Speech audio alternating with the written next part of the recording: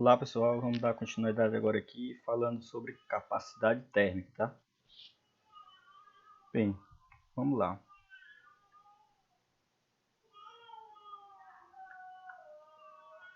O que é a capacidade térmica, tá? Vou começar aqui com as perguntas introdutórias iniciais, tá? Vocês já devem ter percebido que para você ferver uma quantidade, sei lá, de meio litro de água ou uma quantidade de 1 litro de água, qual que vai demorar mais tempo? Ou seja, se você está fervendo lá no fogão, cedendo a mesma quantidade de calor, tá? Para meio litro de água e também para 1 litro de água, qual dele que vai demorar mais tempo para ferver, né? Você já deve saber de conhecimento empírico que 1 litro de água é mais difícil de ferver do que meio litro de água, né? Ou seja, para eu ferver uma quantidade de uma determinada substância, vai depender daquela quantidade, né? Vai guardando isso aí na memória. Aí a outra pergunta, ó. Imagine que você deixa dois objetos de mesmo tamanho expostos ao sol, e um seja metálico e o outro, ó, um metálico, tá? E o outro de madeira, tá? Sendo que os dois são da mesma cor, como a gente falou na aula passada ali sobre a transmissão de calor por radiação, a cor do material influencia, né? A gente já viu isso, mas vamos aqui, ó. É um de madeira e outro metálico, só que os dois da mesma cor. Aí depois de algum tempo que a gente deixar eles expostos lá ao sol, né? Ó, expostos ao sol, qual dos dois vai estar mais quente? Tá? Qual dos dois vai estar mais quente? A gente também já sabe de conhecimento empírico que o que for metálico vai esquentar muito mais, né? Do que o que for de madeira. A gente sabe que a madeira ela praticamente não aquece muito se deixar exposto ao sol. E outra coisa aqui que também você já deve ter de conhecimento. Ao meio-dia, caminhando pela praia, a gente observa, né, que a areia vai estar sempre um pouco mais quente, tá? A areia está mais quente do que a água do mar, né? Isso vocês já devem ter observado. Para quem for na praia meio-dia pode perceber isso. Não precisa ser na praia, pode ser na beira de um rio, de um lago qualquer, tá? Você sempre vai observar que durante o dia a areia está mais quente do que a água do mar, né? E por que que isso acontece? Você sabe explicar? Vamos ver agora aqui. A capacidade térmica de um corpo vai estar relacionada com todas essas respostas, tá? Dos questionamentos anteriores, ok? Todas essas respostas para aquelas perguntas que eu fiz têm relação direta aqui com capacidade térmica, ok? Mas o que é a capacidade térmica?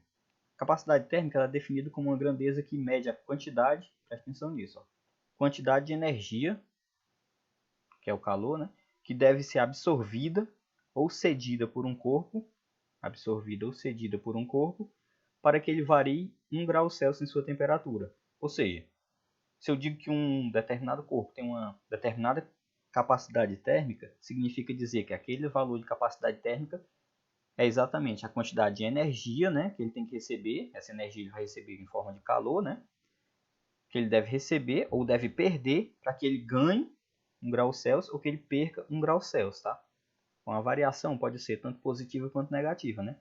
Se ele aumenta 1 grau Celsius, ele teve uma variação de 1 grau Celsius. Mas se ele perder 1 grau Celsius, ele vai ter uma variação também de 1 grau Celsius, só que negativo, ok? Ou seja, ele está perdendo 1 grau, então é menos 1 grau Celsius a variação. E se ele está ganhando, vai ser mais 1 grau Celsius a variação, ok? Ó, se ele ganha calor, né? O que a gente viu na última aula também. Se ele ganha calor, ele vai ter uma variação positiva, ou seja, se ele ganha energia, ele aumenta a sua temperatura. Agora, se ele perde, ou seja, se ele vai ceder calor, ele vai perder energia, tá? Ou seja, se ele perde energia, ele também vai estar perdendo temperatura, ok? Então a gente tem isso, ó. A capacidade térmica ela vai representar exatamente a quantidade de energia que um corpo tem que perder ou ganhar para que ele ganhe, para que ele perca 1 grau Celsius ou ganhe 1 grau Celsius, tá? Se eu considerar essa capacidade térmica como sendo a quantidade que ele tem que perder, ele vai perder também 1 grau Celsius. Agora, se ele tem que ganhar, ele vai também ganhar 1 grau Celsius, tá? Ou seja, essa capacidade térmica vai representar exatamente uma relação entre a quantidade de energia que ele tem que ganhar para que ele ganhe 1 grau Celsius, ou a quantidade de energia que ele tem que perder para que ele perca 1 grau Celsius, tá? Essas quantidades vão ser iguais. O que vai diferenciar é se ele ganha, ele aumenta a temperatura. Se ele perde, ele diminui a temperatura, tá? Ó, a capacidade térmica também ela vai ser sempre diretamente proporcional à energia, ou seja, calor que o corpo recebe ou também a quantidade de calor que ele perde, tá? Quando eu falo recebida, mas também poderia ser a quantidade de calor cedida, tá? O que isso significa dizer? Quanto mais for a quantidade de energia que ele tem que ganhar para que ele varie 1 grau Celsius, maior vai ser a sua capacidade térmica, tá? E ela também é inversamente proporcional à variação de temperatura, tá? O que significa dizer que é inversamente proporcional? Significa que quanto maior a variação de temperatura, menor a capacidade térmica, tá? E matematicamente a gente vai ter isso, ó. Capacidade térmica vai ser a quantidade de energia, tá? Que é a quantidade de calor que ele recebe ou que ele perde, dividido pela variação de temperatura.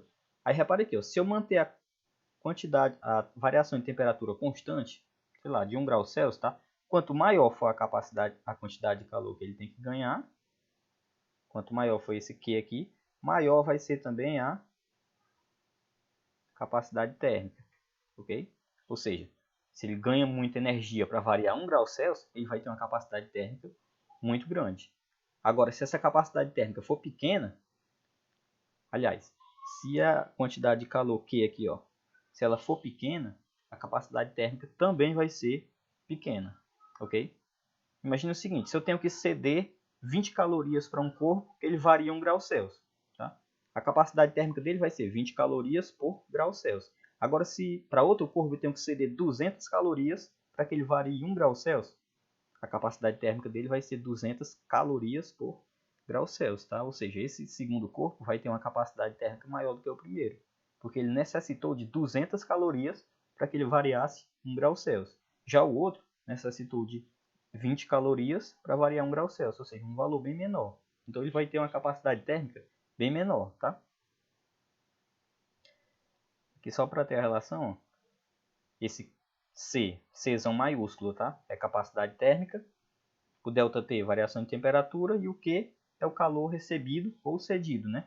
As unidades medidas são no SI, né? No Sistema Internacional. A capacidade térmica, que é o Czão, vai ser dada em calorias por grau Celsius, sempre que a temperatura estiver em graus Celsius e a quantidade de calor estiver em calorias, cal, tá? Lembrando que essa quantidade de calor também pode ser dada em joules ou quilocalorias, tá? E esse ΔT, que é a variação de temperatura, também pode ser dado em Celsius, ou pode ser dado, que é o Celsius, que é o que está aqui, né? Que é o da unidade de medida mais padrão, mas também pode ser dado em Kelvin, pode ser dado até em Fahrenheit, tá? Que é aquelas coisas que a gente viu lá sobre escalas termométricas. Pode ser dado em Celsius, pode ser dado em Kelvin, pode ser dado em Fahrenheit. Mas o mais usual é Celsius, tá? Assim como para a quantidade de calor, o mais usual também é a caloria, mas também pode ser utilizado o joule. Tá?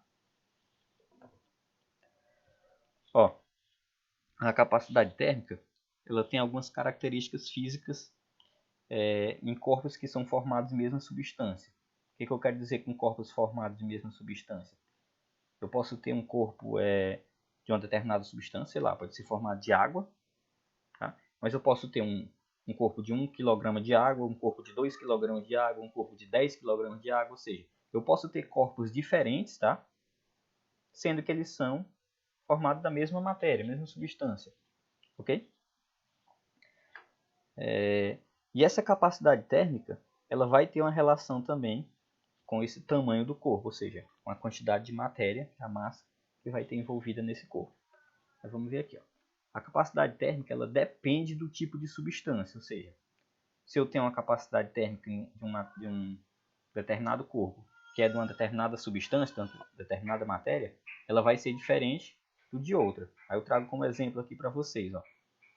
Por exemplo, se eu tenho 1 kg de areia e eu tenho 1 kg de água, tá? Eles vão ter capacidade térmica diferente porque ó, eles são corpos que têm a mesma massa, 1 kg. Só que eles são formados um de água e o outro de areia, ou seja, eles têm a matéria deles, a substância que o forma, é diferente, né? Embora sejam corpos que têm a mesma massa, 1 kg e 1 kg. Só que ele um é de água e o outro é de areia. Eles sempre vão ter capacidade térmica diferente, porque embora eles tenham a mesma massa, eles não são feitos da mesma matéria, tá? E a capacidade térmica tem relação direta com isso, ou seja, cada matéria, cada substância vai ter uma determinada capacidade, um determinado valor tá? Determinada grandeza envolvida com essa capacidade térmica dela. A gente vai já ver que grandeza é essa. E quanto maior for a massa do corpo, maior a capacidade térmica dele. Aqui a gente volta para aquele questionamento lá de ferver 1 litro de água e ferver meio litro de água, né? A gente já sabe do nosso conhecimento empírico que ferver 1 litro de água é mais difícil, ou seja, requer mais energia do que ferver meio litro de água, né? E isso tem a ver com a capacidade térmica. Por quê? Meio litro de água, tá, vai ter uma massa menor do que 1 litro de água, né? Então, se ele tem uma massa menor, ele tem uma capacidade térmica menor, tá? Por quê? Porque quanto maior for a massa do corpo, né, maior a capacidade térmica. Ou seja, 1 litro de água tem uma capacidade térmica maior do que meio litro de água. Porque, logicamente, ele vai ter uma massa bem maior, tá? Então, se ele tem maior massa, maior capacidade térmica.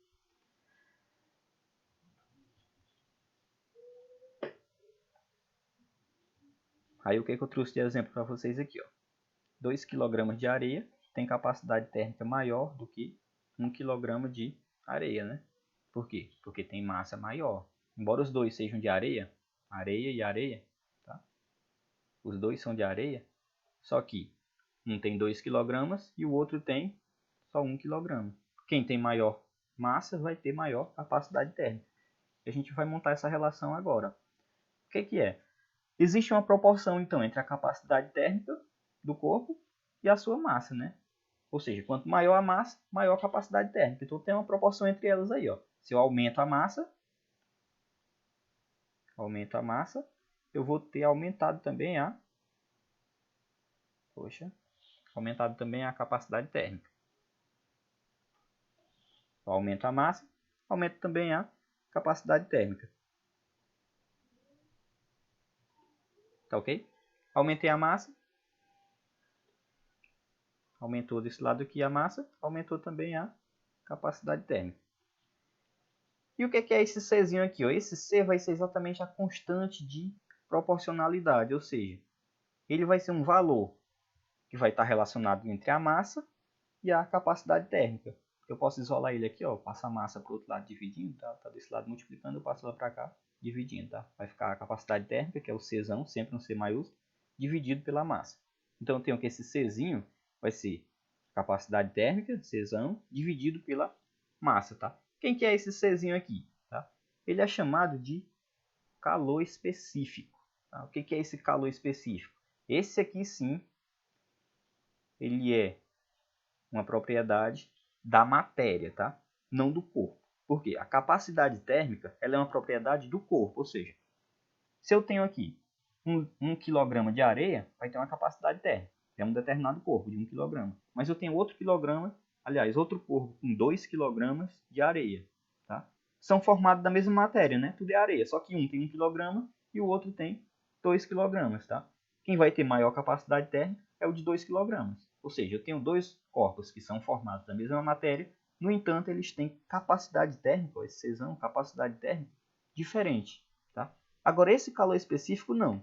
Esse calor específico, a gente vai trabalhar mais com ele na próxima aula, ele é uma característica da substância que forma o corpo, tá? Ou seja, o calor específico da areia, ele é um só. Então, o corpo que tinha lá 2 kg e o corpo que tinha 1 kg de areia, os dois têm o mesmo calor específico. Esse Czinho, tá? C minúsculo. Por quê? Porque eles são feitos da mesma matéria. Agora, o calor específico da água vai ser diferente do da areia, que é diferente do metal, que é diferente do alumínio, tá? Que é diferente do calor específico do ar. Cada matéria vai ter um calor específico diferente, tá? Ou seja, o calor específico ele é um só para cada matéria. Ou seja, a água vai ter um determinado calor específico, então não importa se você tem 1 litro de água, 200 mil litros de água, vai continuar tendo o mesmo calor específico. Já a capacidade térmica, não. Tá? A capacidade térmica ela depende também da massa. Tá? Quanto maior a massa, maior vai ser a capacidade térmica. Deu para ficar entendido? Esse negócio do calor específico Czinho, a gente vai trabalhar um pouco mais com ele na próxima aula. Tá? Mas por enquanto guardem essa relação aqui. Tá? Ó, o calor específico vai ser a capacidade térmica dividido pela massa. Tá? Se eu aumento a capacidade térmica, é porque logicamente eu aumentei a massa, mas o valor de C do calor específico, ele se mantém constante, tá? Ele é um só para cada substância. Só que a gente vai ver um pouco mais sobre ele na nossa próxima aula, ok?